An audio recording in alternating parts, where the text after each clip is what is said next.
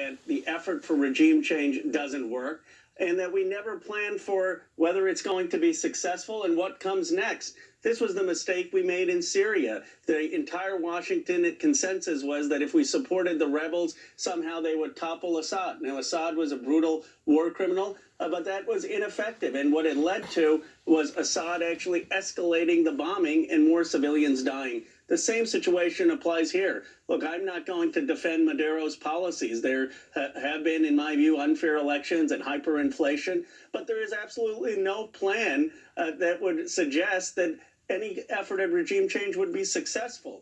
And there is no plan for what would happen after a civil war, which would just lead to more mayhem and violence. That is why the responsible solution is what the Vatican and Uruguay and Mexico are doing, a negotiated settlement. And everyone knows that that's the only way that you could have possible peace there. Instead, we have the neocons, people like Elliot Abrams, who you just described, who was involved with the Iran-Contra scandal, who was involved in the cover-up in El Salvador, who was involved in the cover-up with Guatemala, dictating our foreign policy and getting us yet again into another misguided intervention. And this information that came to light in the Wall Street Journal reporting Vice President Mike Pence called Juan Guaido the night before he declared himself president of Venezuela, pledging U.S. support for his actions, Congressman Khanna.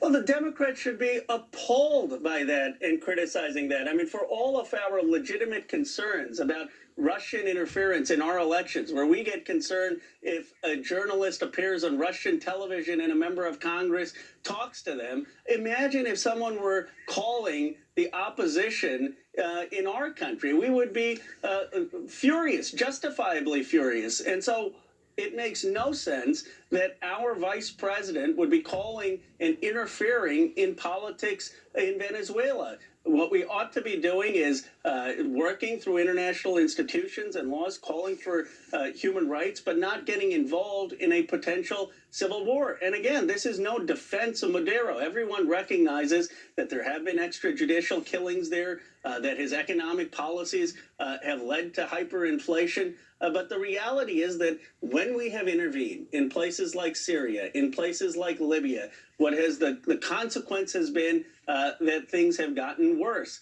And for some reason, the people who have led all these interventions are still able to dictate American foreign policy. It's almost as if failure is the qualification to be part of dictating what we should be doing in Venezuela.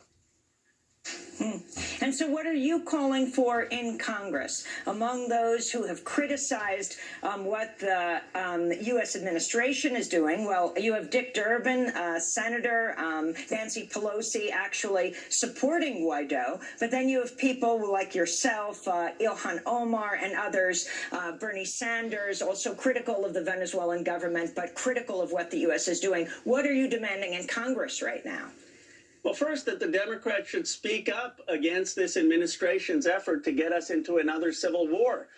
We have always, unfortunately, been too silent when these interventions start. We were too silent when Iraq was taking place. We were too silent in the intervention in Syria. We were too silent in the intervention in Libya. The neocons aren't silent, and that's why they often end up winning these arguments, because there's not progressive, strong opposition to us intervening. Second, we do have a pathway for a solution. Everyone knows that the only way that we are going to see greater progress in Venezuela is to have a negotiated settlement with the parties, to have an honest broker.